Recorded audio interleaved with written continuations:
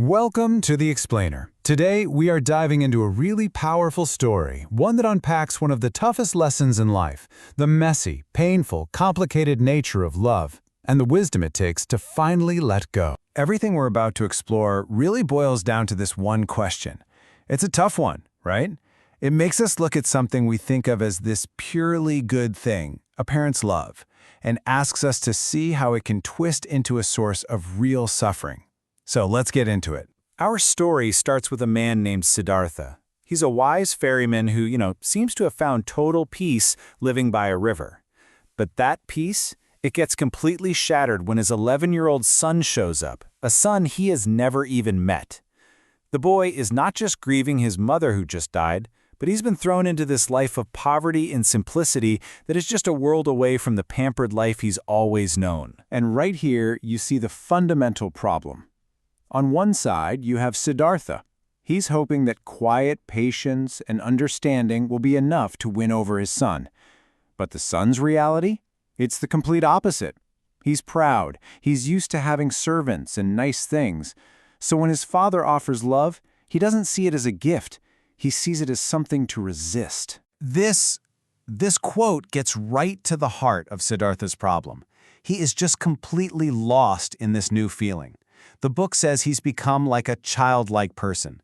He knows this love is making him miserable, but he'd rather have that pain with his son than the peace he had without him.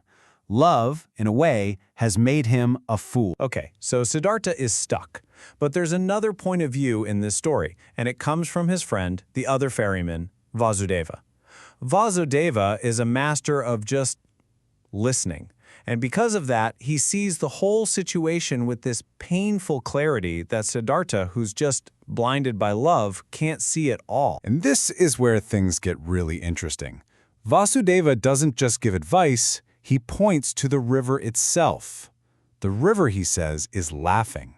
Not because it's cruel, but because it sees their foolishness. It knows a simple truth of nature that these two men are fighting against. Water always flows to join other water, and a young person will always be drawn to other young people. The boy simply doesn't belong there. And then Vasudeva just lays it out there with this killer question. He totally reframes Siddhartha's good intentions. He's basically asking, isn't all your kindness just another kind of chain? Aren't you shackling him with this love? Aren't you punishing him every single day for not being who you want him to be? This is the real gut punch. Vasudeva forces Siddhartha to look at his own past. He basically says, hey, remember you? You ran away from your father. You had to go out and make your own mistakes and suffer to find your own way. How could he possibly think he could protect his own son from that same journey?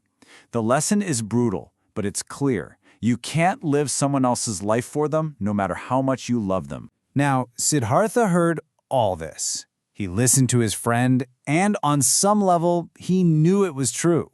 But that's the thing, isn't it?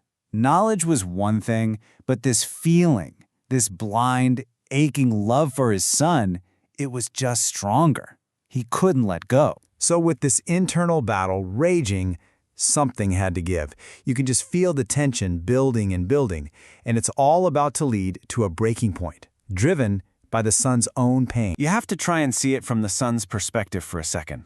To him, his father isn't some kind holy man. No, he's an old sneak. And all that piety and kindness feels like a hated trick that's just designed to make him feel small. Honestly, he would have preferred if his father yelled at him or even hit him.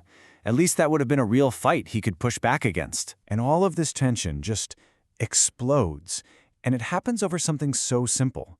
Siddhartha just asks his son to go gather some firewood. And all that anger the boy has been holding in just erupts. He finally says what he really feels. I mean, wow, this is the ultimate act of rebellion. The son just unloads with the absolute most hurtful thing he can imagine. He's not just rejecting his father's way of life, he's promising to become its polar opposite, a criminal, a murderer, anything, just to make his father suffer. It's just pure, uncut rage. The next morning, it's just quiet. The boy is gone. And the details, they show you this was a cold, planned escape. He didn't just run.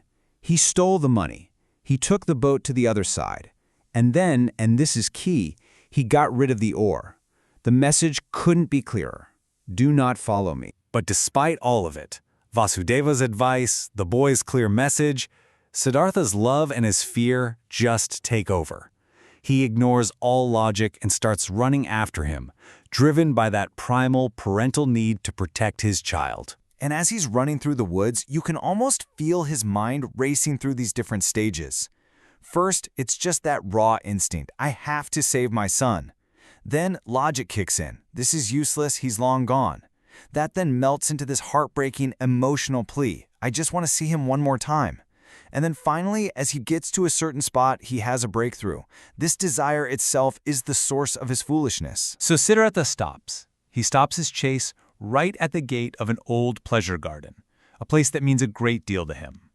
And it's here, in this moment of stillness, that all the pain finally starts to transform into something else entirely. Standing at that gate, it's like his own life flashes before his eyes. He's flooded with memories of his own youth, of a life filled with passion, money, desire. He sees himself making the same kinds of mistakes his son is making right now. And in that instant, he finally truly understands samsara, this big, messy cycle of life and suffering and passion that connects him directly to his son. And with that understanding comes this incredible insight. He realizes that this awful wound in his heart, it wasn't given to him just so he could keep twisting the knife in it forever. No, its real purpose was to change, to become something beautiful.